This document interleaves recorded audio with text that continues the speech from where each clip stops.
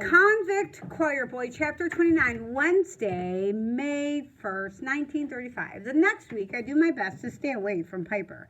But the more I steer clear, the more she seems to want to be around me. She's planning something.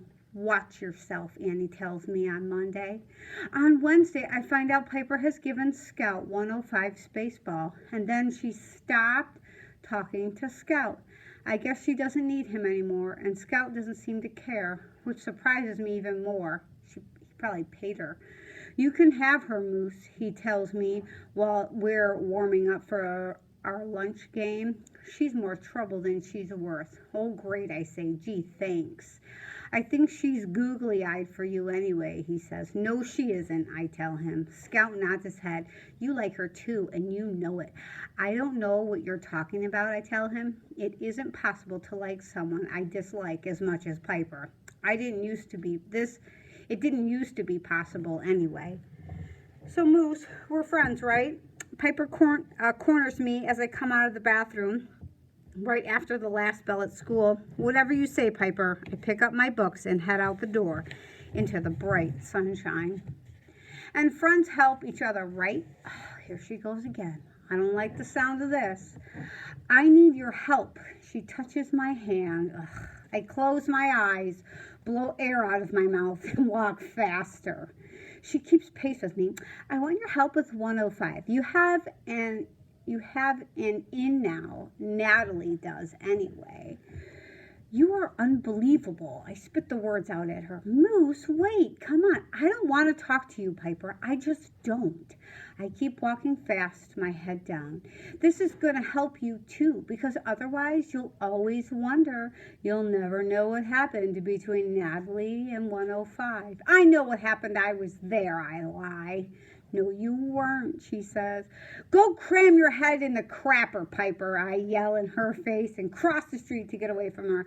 How does she know everything? Look, she wheedles, keeping pace with me. You've been driving yourself nuts with this, haven't you, Moose? But we can fix that.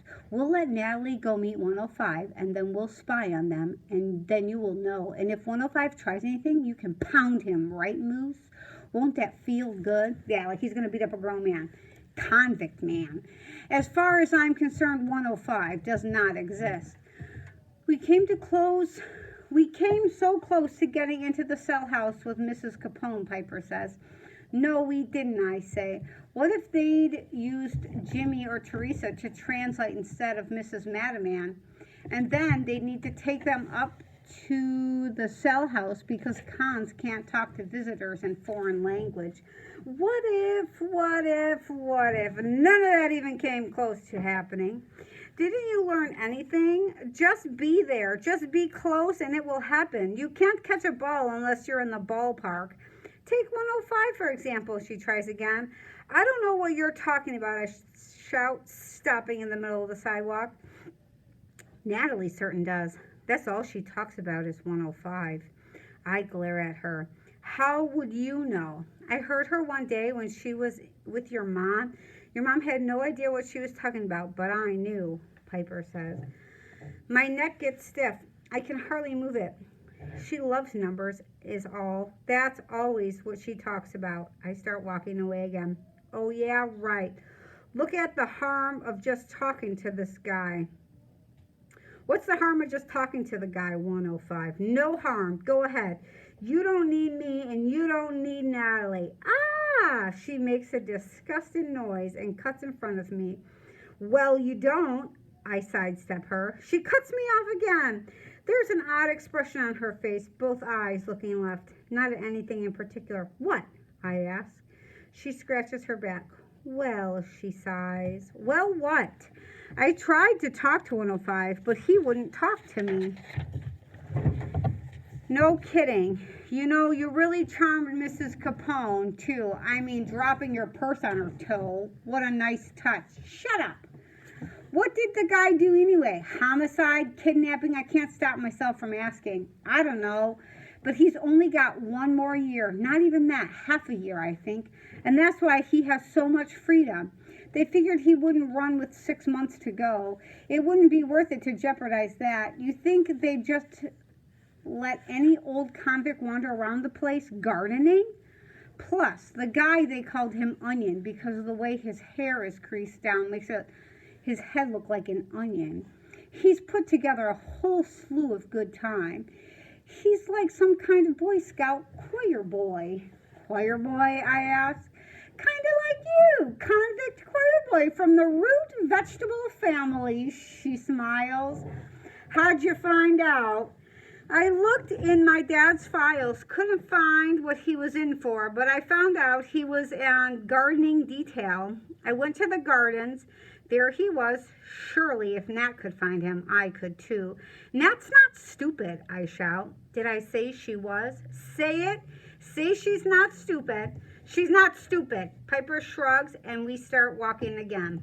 I know I shouldn't have talked to her anymore, but I can't help it. I have to. That true about him being a good guy? Yep, Piper says. She looks at me square when he says this. I think about what a liar Piper is. Even so, what she says makes sense. Why would they let an escape risk